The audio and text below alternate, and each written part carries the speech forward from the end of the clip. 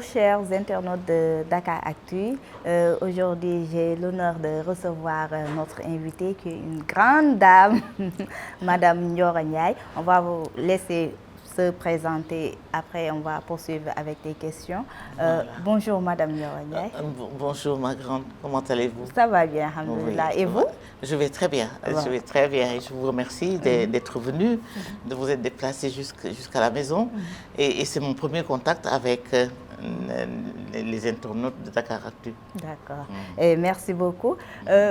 Pour ceux qui ne vous connaissent pas, certainement il y a une génération qui entend le nom de Ndioro Ndiaye, mais ne vous connaissent pas. Vous avez été ancienne ministre ici au Sénégal du temps du Parti socialiste. Est-ce que vous pouvez faire une brève présentation de votre personne? Oui, bref, j'espère. J'espère que je réussirai. Parce que je commence à faire de l'âge et ça fait beaucoup. Ouais. Ça fait beaucoup d'actions, beaucoup d'activités, beaucoup de responsabilités que j'ai eues depuis jeune. Et voilà, je suis en fait un odontostomatologiste. Je suis agrégé en odontostomatologie, qui est une branche de la médecine en général.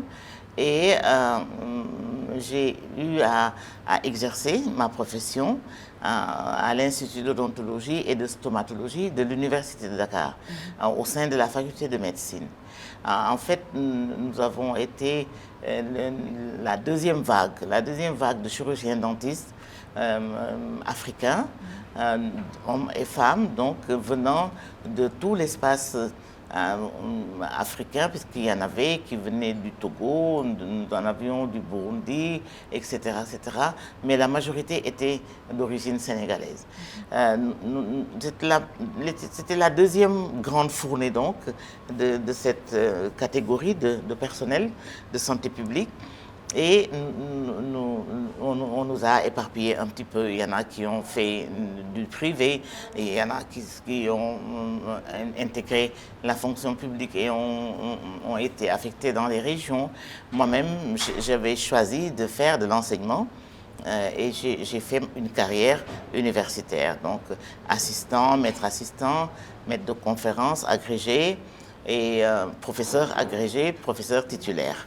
Voilà, c'est là où j'en suis. Mais entre-temps, j'ai eu une grande opportunité, un grand privilège d'avoir été invité à intégrer le gouvernement du Parti socialiste à l'époque avec le président Abdou Diouf, après 88. Et jusqu'en 94, je veux dire à 2 mois de Pékin, j'ai eu à présider aux destinées de ce qu'on a appelé le développement social, le ministère du développement social, qui est un ministère énorme, avec beaucoup de disciplines donc, et beaucoup de secteurs de la vie que ce ministère gérait, et avec un personnel, bien entendu, fabuleux, auquel je rends toujours hommage quand j'ai l'opportunité de parler de ce que j'ai fait.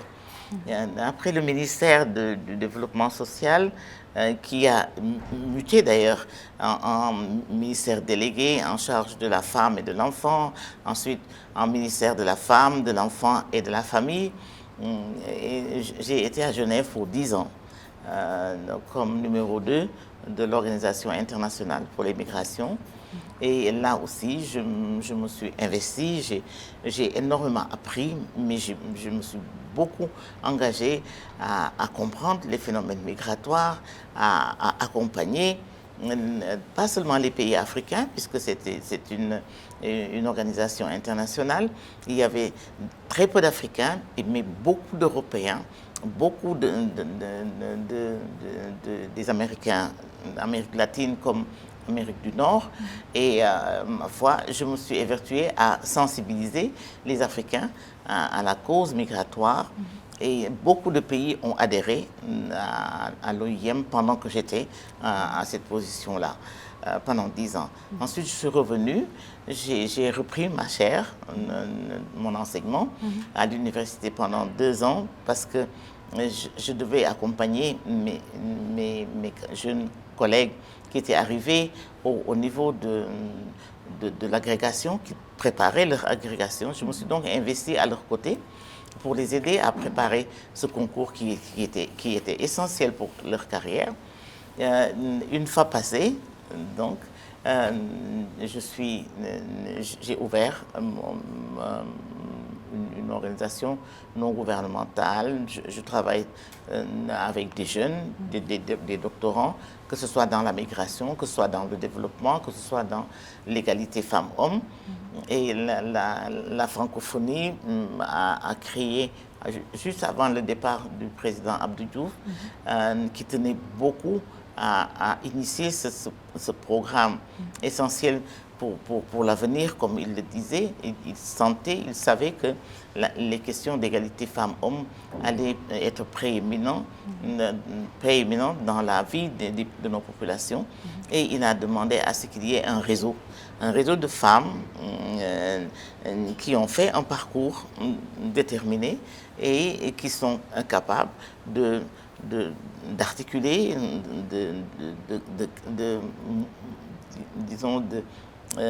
de penser, de réfléchir et de partager un certain nombre d'idées nouvelles qui pourraient aider à faire comprendre ce que l'égalité femmes-hommes peut apporter dans les processus de développement de nos différents pays. Voilà, c'est dans ça que nous travaillons donc maintenant. D'accord. Merci pour cette présentation. C'est assez complète. Et longue. Ouais, non, bon. Parlons maintenant de l'actualité nationale. Nous avons un nouveau régime avec l'avènement du président Bassirou Diomaye Faye. Quelles sont vos impressions par rapport à l'avènement de ce nouveau régime? Écoutez, moi je regarde, j'observe.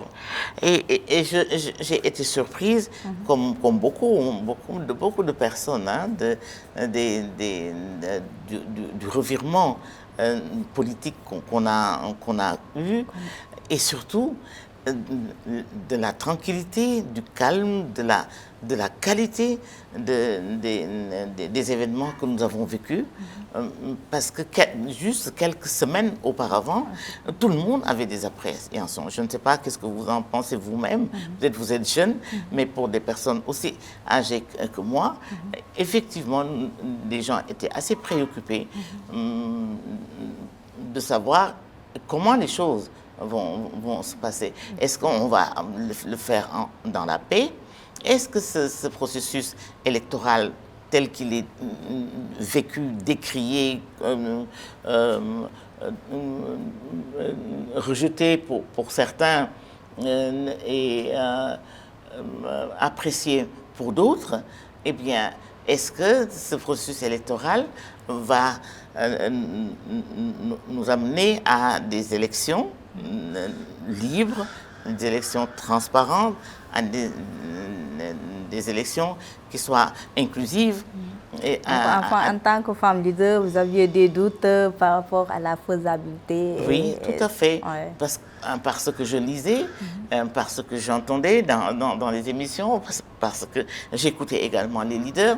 Même si je ne militais pas dans un parti déterminé, je suis une citoyenne et je comptais jouer mon rôle à part entière. Je travaille beaucoup dans les processus électoraux, que ce soit ici au Sénégal ou ailleurs, mais davantage au Sénégal. Une de mes préoccupations majeures aussi, c'est de voir les femmes évoluer dans ce microcosme qu'est le processus électoral, le processus démocratique dans un pays. Et je dois dire que les gens étaient préoccupés, comme moi j'étais préoccupée, et je suis heureuse que l'aboutissement ait été ce qu'il a été, que les élections aient pu se faire correctement, tranquillement, que les meilleurs ont gagné. Et les meilleurs sont en place actuellement. Seulement, je me dis, ça fait à peine un mois, je pense, que le gouvernement est en place. Il faut quand même laisser les gens prendre leur marque. Et si c'était encore un gouvernement que l'on remaniait tout simplement, parce que le système continuait. Mais vous l'avez vu vous-même, c'est un nouveau régime. C'est quelque chose de nouveau. C'est un autre système qui se met en place, qui est différent du système qu'on a connu depuis le président Senghor jusqu'au président Abdou Diouf, même le président Abdoulaye Wade et le président Macky Sall, puisque tous les deux derniers étaient des libéraux par rapport aux socialistes d'avant, mais c'est une rupture totale. Donc, on selon espère. vous, il faut leur donner un peu plus de temps. Je pense qu'il faut leur donner le temps d'abord de choisir. Actuellement, le grand problème, c'est le choix des personnes, le capital humain. De quel capital humain ils disposent? Comment ces personnes sont engagées, il n'y a aucun doute, mais comment ces personnes ont la compétence et les capacités de modifier ce qui existait et de s'approprier la nouvelle vague, les nouveaux résultats. Voilà. Je crois que le grand problème, c'est celui-là. Mais je ne doute pas. Je ne doute pas parce que certes, je ne connais pas tout le monde dans ce groupe, parce qu'ils sont bien plus jeunes que moi. Mais il y en a que j'ai pu apprécier parce que je les ai entendus, parce que je les ai croisés au cours de conférences ou de réunions, et j'ai pu les apprécier. Il y a donc des personnes de qualité dans ce nouveau groupe.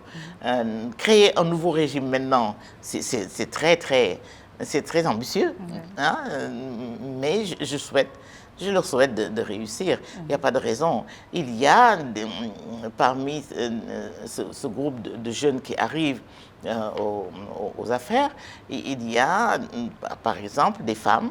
Il y en a une particulièrement que je connais parce qu'elle a eu un parcours que nous avons pu suivre. On a été d'un autre côté, mais on a suivi. Elle a fait les Nations Unies également. C'est l'actuelle ministre des Affaires étrangères, Madame Fall. Et ma foi, je sais qu'elle est capable, je sais qu'elle peut faire du bon travail, parce qu'elle connaît aussi le pays. En fait, en parlant également des femmes, on a remarqué qu'il y a juste un mois, on a formé un nouveau gouvernement et que dans ce nouveau gouvernement, il y a une faible présence des femmes. Seulement 4 femmes sur 25, 30 parce que 5 secrétaires d'État et 25 000, c'est 30. Il n'y a que 4 femmes et que la plupart des femmes ont dénoncé cet état de fait. Et vous, en tant que femme leader, qu'est-ce que vous en pensez? Quelle analyse faites-vous de cela? Écoutez, déçue comme tout le monde, je pense qu'on aurait pu faire mieux.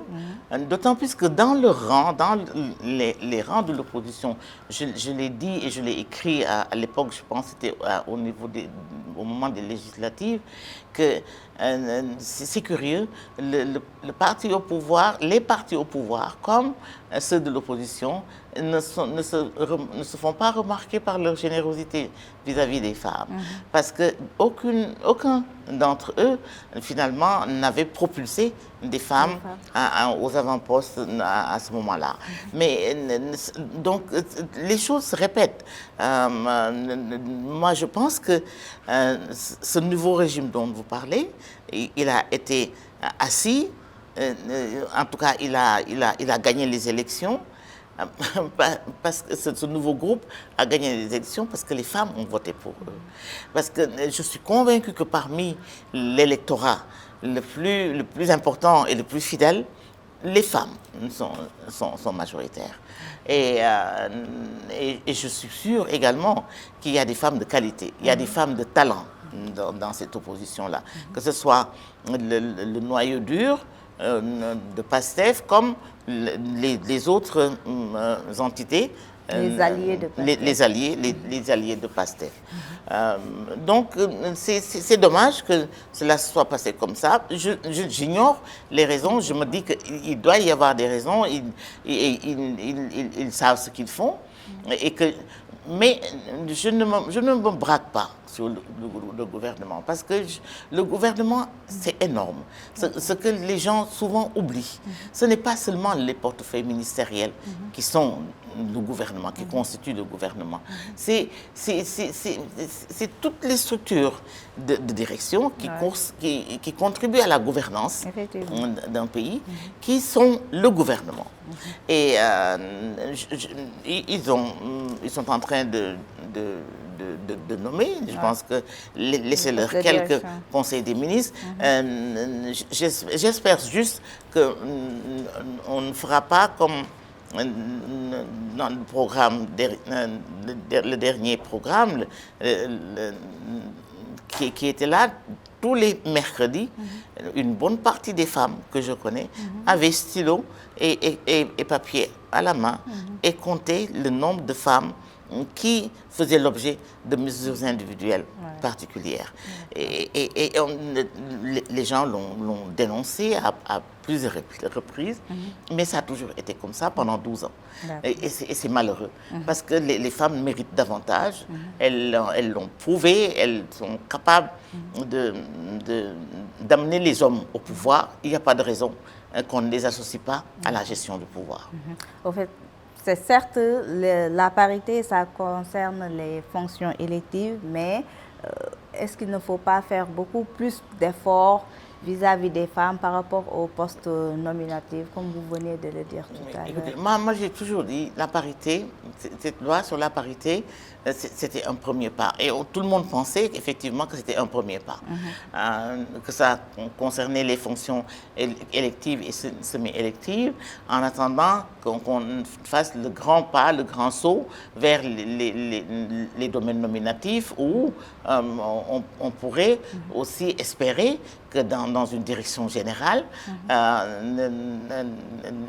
parité puisse s'exercer dans les grands groupes de management, de gestion des affaires de l'État, qu'il y ait autant de femmes que d'hommes, parce qu'on ne cherche plus, on ne cherche là-bas que la pertinence, on ne cherche que la capacité, on ne cherche que la performance des uns et des autres. Et pourtant, ce groupe nouveau qui arrive au pouvoir l'avait annoncé, que pour une question de justice sociale et surtout une question de rupture par rapport au passé, ils allaient demander à chaque fois qu'il y avait une possibilité d'offrir un poste de pouvoir à quelqu'un, eh bien, ils faisaient il créait une compétition entre les gens. Ça aurait été fabuleux si ça pouvait être fait. Mais peut-être que ce n'est pas trop tard. Peut-être qu'ils le feront, je l'espère. Il est certain que dans la gestion du pouvoir également, il y a des moments où il vous faut choisir et être sûr de votre choix. Et avoir confiance au choix aussi que vous faites. Et ça, je ne pense pas que dans un tableau d'évaluation d'expertise, quel qu'il soit, je ne pense pas que cela puisse être maîtrisé par les personnes qui font l'évaluation. Donc, de temps en temps, ça ne m'étonne pas qu'on dise « Ah, celui-là, c'est un parent à l'autre, c'est un ami à l'autre, il a confiance en lui, ils ont cheminé ensemble, il y a telle ou telle raison. Ça ne m'étonnerait pas que des choses pareilles se passent. D'accord. Et au vu de tout ce que vous venez de dire, est-ce que réellement le Sénégal est prêt à avoir une femme comme présidente? On a remarqué que lors des élections, lors des candidatures, on avait 7 femmes candidates au début. Après, on s'est retrouvé avec 4 femmes, avec les parrainages qui ont fait qui les ont laminées. On s'est retrouvé avec 2 femmes candidates et à la fin, on s'est retrouvé avec une seule femme candidate. Tout à fait. Mais malgré tout cela, cette seule et unique femme n'a même pas pu avoir un pourcentage de plus de 1%. Oui, oui. Bon, est-ce qu'avec ça, on peut s'attendre à avoir une femme comme présidente au Sénégal? À la tête de l'État. Je pense que c'est pas demain la veille encore. Je pense honnêtement qu'il y a encore beaucoup de travail à faire. Et à plusieurs niveaux. D'abord au niveau de la société. La société sénégalaise est très patriarcale. Très, très dur, très difficile pour les femmes. Et il faut vraiment ne pas avoir froid aux yeux pour faire ce qu'on a à faire, comme on veut le faire, avec la conviction qu'on a. Vous avez des femmes qui le font très sérieusement et qui ne bougent pas d'un iota malgré tous les hurlements qu'il y a autour d'elles. Et je crois que c'est comme ça qu'il faut faire. Il faut qu'elles assument leur choix. Mais je me dis que la société n'est pas assez généreuse, n'a pas assez foi en la femme. Il y a du travail à faire et c'est pour cela que j'applaudis la naissance de cette plateforme de femmes qui discutent de tout ce qui concerne les inégalités, qui concerne les égalités également, qui concerne la promotion et l'autonomisation de la femme, qui concerne la voix de la femme au sein de la démocratie. Mais même donc, passer le niveau social et le niveau communautaire, il y a le niveau un peu plus élaboré, disons un peu plus éduqué, des femmes et des hommes qui sont instruits. Je ne dis pas qu'ils sont éduqués, mais qui sont instruits et qui savent ce qu'est la valeur de la femme et ce que la femme peut devenir, mais qui pour autant ne lui feront jamais confiance assez pour la mettre devant, pour décider à la place de tout le monde. C'est des défis que nous avons encore dans ce pays. La troisième chose que je voudrais dire à ce niveau-là, c'est que les femmes elles-mêmes, elles ne sont pas solidaires avec les autres femmes. Si vous avez ce que vous venez de dire, de 11 à 7 et de 7 à 2, et de 2 à 1 d'ailleurs, et la seule qui reste n'a pas pu bénéficier du suffrage des femmes. Soit, je vois deux raisons. La première, je suis convaincue de celle-là, c'est que les femmes ne sont pas solidaires des autres femmes. Les femmes n'aiment pas que d'autres femmes soient en avant. Et vous le verrez partout. Regardez les critiques. Il y a toujours un bémol, il y a toujours une réserve quand les femmes s'expriment au sujet de la qualité d'autres femmes. Je suis désolée, mais je fais de l'âge maintenant et je vous assure que je n'en ai pas vu beaucoup qui faisaient le contraire. L'autre chose, c'est que comme les femmes ne font pas confiance aux autres femmes, celles qui s'échappent du lot et qui prétendent à un niveau de gouvernance élevé, celles-là, elles ne s'adressent pas aux femmes non plus. Moi, j'ai été impressionnée par la petite... avec les hommes. Oui, j'ai été impressionnée par ma petite fille, Anta Babacar Ngom. Elle a fait une très bonne campagne. Elle a eu du contenu dans sa campagne. Elle a parlé des femmes un moment, mais elle n'en a pas fait son leitmotiv. Alors, est-ce que ça aurait changé quelque chose? Je ne sais pas. Parce que c'était la première fois qu'on voyait cela. Mais je crois que si les femmes pouvaient savoir qu'elles ont l'électorat féminin fort, instruit, que cet électorat aussi est décidé, autant que quand cet électorat accompagne un homme. Et c'est triste à voir. Les femmes qui sont dans les partis politiques, mais c'est elles qui organisent c'est elle qui élise les hommes. C'est elle qui organise tout le travail de mobilisation. Je déteste ce mot, d'abord, hein, parce que c'est toujours attaché à la femme. Ouais. De mobilisation, de quoi encore? Quand il y a un meeting, personne d'entre elles ne se préoccupe de savoir ce qu'on va dire pendant le meeting, qui va prendre la parole, sur quel sujet. Mais alors que les hommes sont dans une pièce ou dans une maison où ils discutent et ils se préparent, les femmes sont à la cuisine, elles sont fières de présenter des repas, de bons repas, et ma foi, elles font ça et après elles se préparent pour aller devant le tam-tam pour accueillir les hommes. Alors que c'est des femmes qui sont autant responsables que les hommes. Ça, je crois qu'il faut que cela cesse. Et j'espère que vous, les jeunes, quand vous prendrez le relais, vous évoquerez... C'est aux femmes de plus s'affirmer. Ah mais bien sûr, c'est à elles. De ne mais pas le pouvoir, ça se rester en prend. reste. Le pouvoir, ça se prend. Le pouvoir, ça s'arrache. Ça s'arrache, oui. Absolument. Ouais. C'est pareil que pour la parole. Quand on a fait Nairobi et qu'on a découvert que voilà, la femme africaine est vocale. Voici la voix de la femme africaine. C'était une illumination. À Pékin, c'était encore davantage, etc., etc. Mais le tilt a été la conférence de Nairobi.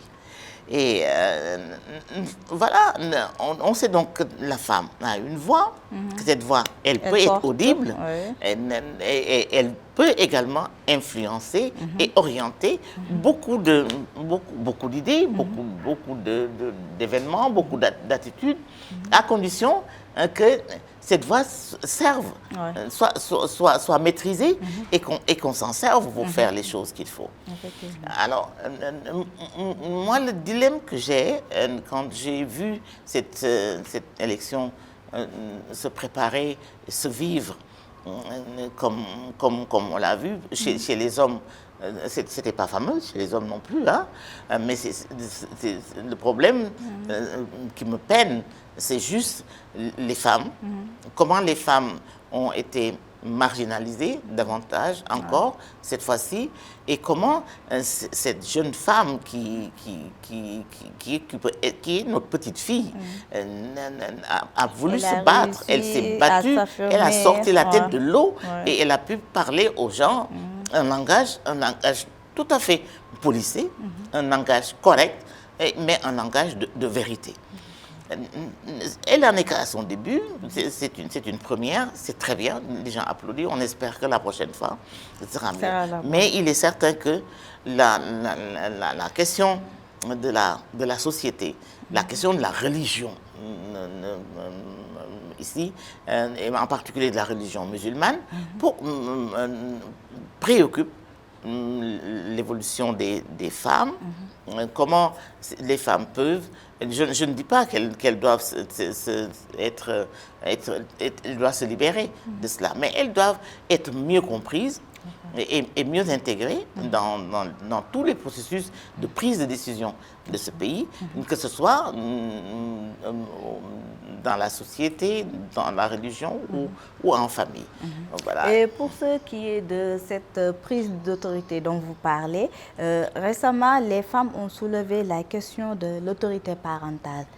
Et entre époux, entre couples séparés et autres. Et d'après vous, l'État du Sénégal, est-ce que l'État est prêt à satisfaire la revendication des femmes pour faire changer quelques codes, quelques articles du code de la famille par rapport à l'autorité parentale, permettre à la femme de voyager avec son enfant sans l'accord du papa?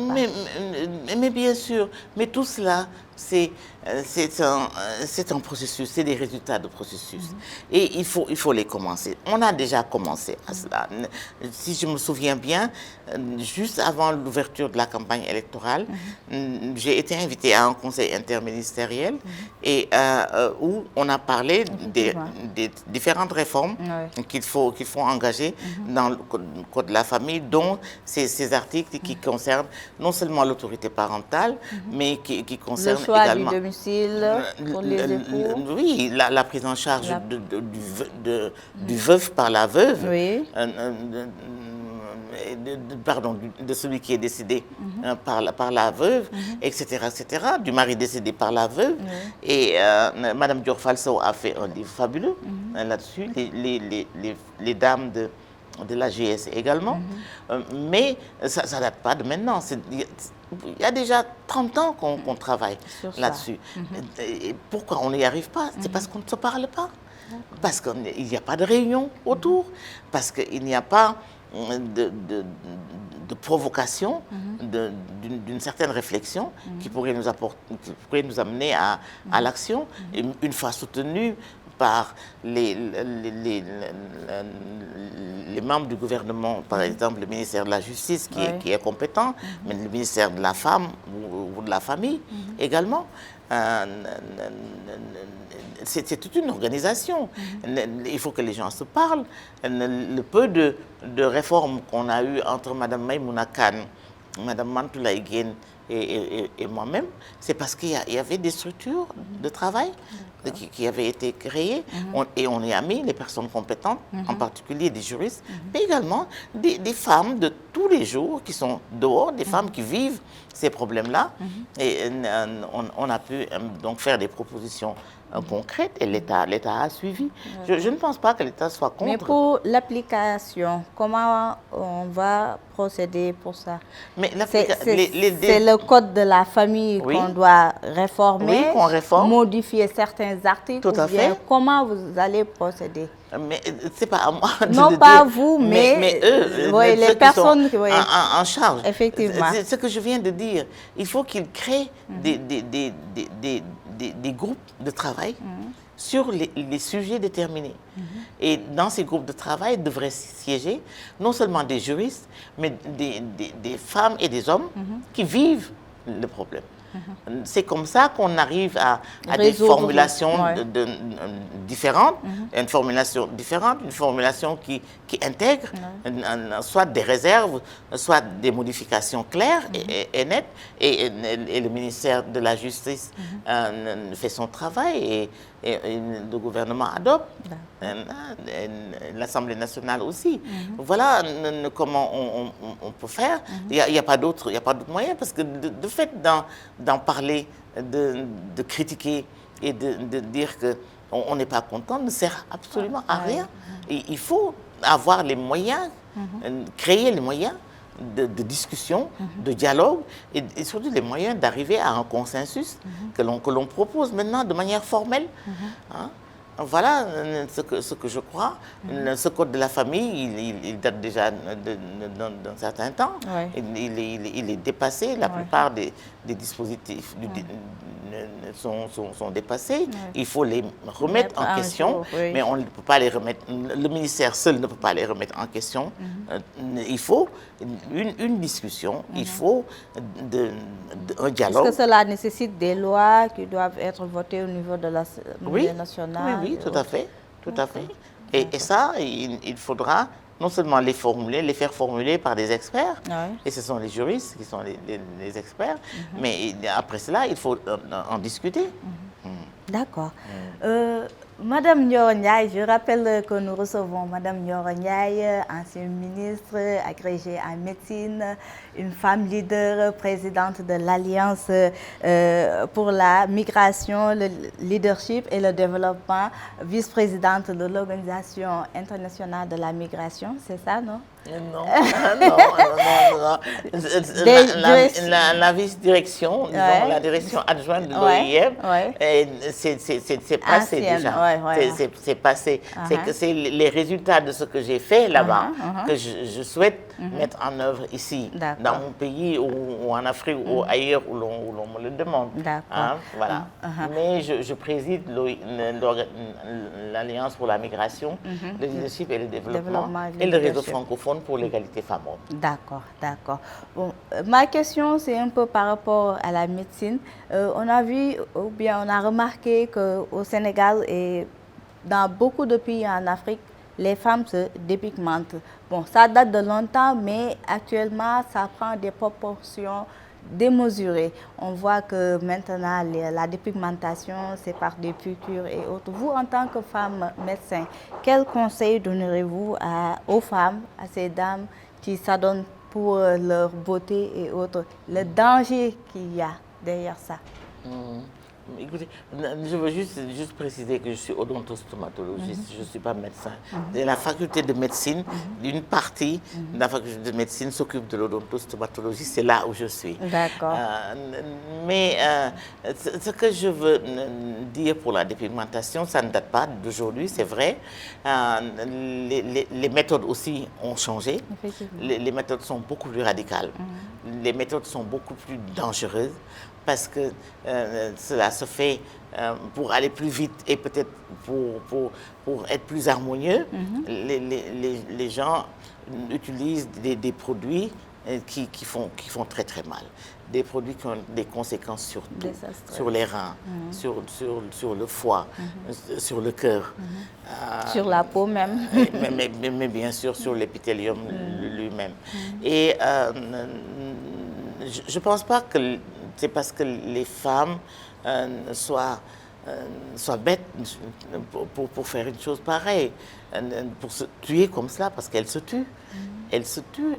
Elles vont allègrement vers le cancer de la peau, vers le cancer d'autres organes dans leur corps, et elles vont vers la mort. Alors, pourquoi elles persistent à le faire? Moi, j'accuse toujours l'homme. Je me dis que ces femmes, elles le font pour plaire aux hommes, en réalité. C'est pour ça qu'elles se font autant mal. Mais dans toute chose, il y a une pédagogie. Il faut parler aux gens. Je vois dans les réseaux sociaux qu'on fait même la propagande de ces produits et on dit qu'on peut les livrer et on paye à la livraison. On vous facilite tout en réalité pour que vous puissiez le faire. Mais enfin, la femme a une idée, elle doit avoir une idée de ce que ce danger peut être pour elle et pour sa famille. Et les hommes aussi devraient pouvoir aider. Les femmes devraient être un peu plus généreux et en parler. Naître noir et rester noir jusqu'à la fin de sa vie, mais je ne vois pas quel est le problème. On n'est pas moins joli que ça. Et être plus clair et ne vous rend pas forcément plus belle. Alors, il y a un souci. Il y a un souci d'éducation. C'est un problème d'éducation fondamentalement, je pense.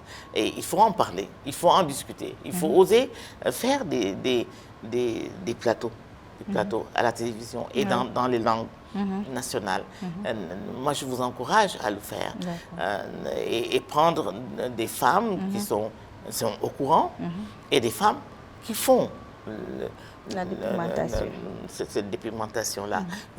Vous allez me dire, elles vont vous dire qu'elles sont libres de le faire. Mais bien entendu, on ne force personne à quoi que ce soit. Mais je pense qu'il est bon de discuter de cela, que tout le monde cerne le problème et que tout le monde soit conscient que c'est du mal, pas à long terme, c'est du mal à moyen et court terme. C'est tout ce qu'on vit. C'est affreux, mais il y a longtemps. Moi, je me souviens du temps du ministre Mamadou Diop.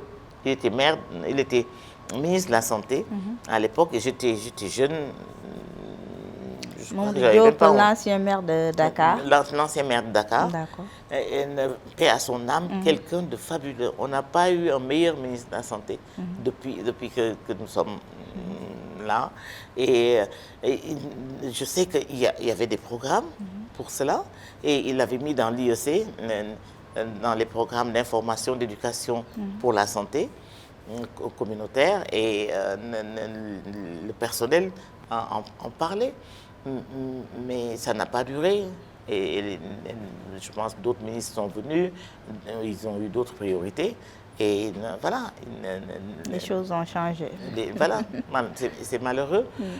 Mais cette dépigmentation de la peau, c'est une aberration. C'est un suicide. Et je ne vois pas pourquoi je me suiciderais pour plaire à un homme. C'est quand même terrible. Parce que ce n'est pas autre chose. C'est pour plaire à un homme que les femmes se font la peau claire. Parce que elles pensent que les robes leur iraient mieux. Elles pensent que maquillées, elles seraient plus belles. Et voilà, c'est ça la raison. Un autre fait ou fléau qui peut être comparé également à un suicide, c'est l'immigration clandestine par les pirogues ou bien par la nouvelle route de Nicaragua. Bon, au Sénégal, on a remarqué que pratiquement tous les jeunes, surtout l'année dernière, ont pris les pirogues pour allier l'Espagne ou bien les autres pays européens. Vous, en tant qu'ancienne directrice adjointe de l'OIM et présidente de l'Alliance pour la migration, leadership et développement, par rapport à ce fléau, quels sont les conseils ou bien l'analyse que vous faites à ça et quels sont les moyens d'éradiquer ce fléau, s'il y en a bien sûr? Oui, il y en a toujours. Il y en a toujours, encore une fois, l'éducation, la communication, l'information, une bonne information, relayée correctement, bien documentée. Et oui, je crois que ce phénomène n'a jamais pris autant d'ampleur que maintenant. Au début, effectivement, les gens prenaient, traversaient le désert ou allaient avec les bateaux. Mais maintenant, vous avez vu, les bateaux sont de plus en plus sophistiqués. Et je doute fort que dans un village, que l'on passe 15 jours à préparer un bateau de cette nature-là pour traverser l'océan, que les gens ne soient pas au courant, que les parents ne soient pas au courant, que les responsables ne soient pas au courant, que même les forces de sécurité ne soient pas. Ils sont bel et bien au courant. Et je pense qu'ils laissent faire parce qu'ils veulent que leurs enfants partent. Nous sommes de Rufisque. Mes parents ont pu suivre ce qui se passe dans le TFS, sur le rivage, mais les gens leur répondent qu'ils n'ont pas le choix. Ils n'ont pas le choix parce que leurs pirogues sont là, amarrées, et ça fait des jours et des jours que les jeunes ne peuvent pas aller en mer parce qu'il n'y a rien à pêcher. Hier, j'ai vu par contre quelque chose qui m'a beaucoup plu. Je crois qu'il y a eu une interdiction de pêcher jusqu'à 200 km de nos côtes. Et on a vu les premières pirogues remplies de gros et beaux poissons sur la plage. Il y a même eu des manifestations. Et c'est très bien. Et je pense que c'est un très bon début pour ce nouveau régime. Et qu'on continue comme ça. Qu'est-ce qu'il faut pour les retenir? Il faut les intéresser. D'abord, à la marche du pays, à la marche du pays. Les associer à ce qu'on fait à tous les niveaux, communautaire et supracommunautaire. Mais il faut également leur donner les moyens de vivre, de travailler et de vivre. Et si c'est des pêcheurs, c'est la pêche qui les fait vivre. Si on leur facilite les moyens d'avoir leur prise et de vivre de la vente de leur prise correctement, mais je ne vois pas pourquoi ces gens-là se suicideraient en mer ou dans le désert. Vous avez parlé du Nicaragua. Vous imaginez aller jusqu'au Nicaragua, ce que ça coûte d'abord comme argent, et ensuite les risques que vous courez.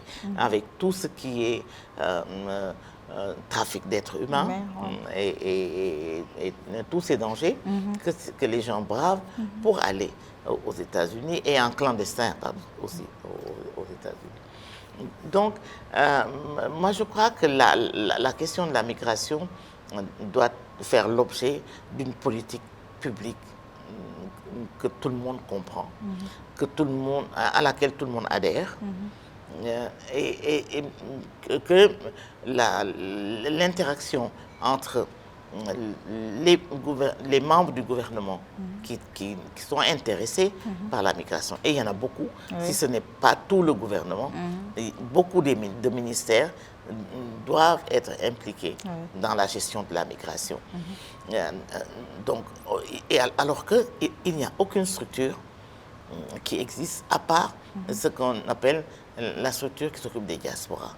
Mais la diaspora, c'est une infime partie de ceux qui migrent. Et elle est importante, elle est source de revenus et de connaissances extraordinaires. Il faut l'organiser.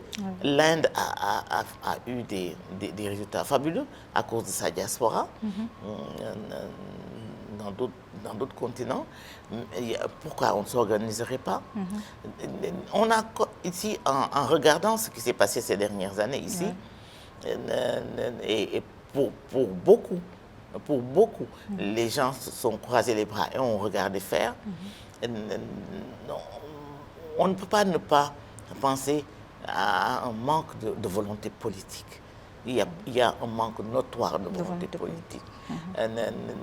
Si on pense que gérer la migration, c'est juste gérer encore cette partie de la diaspora qu'est les migrants qui sont partis et qui vivent dans d'autres continents, c'est qu'on n'a rien compris de ce qu'est la migration.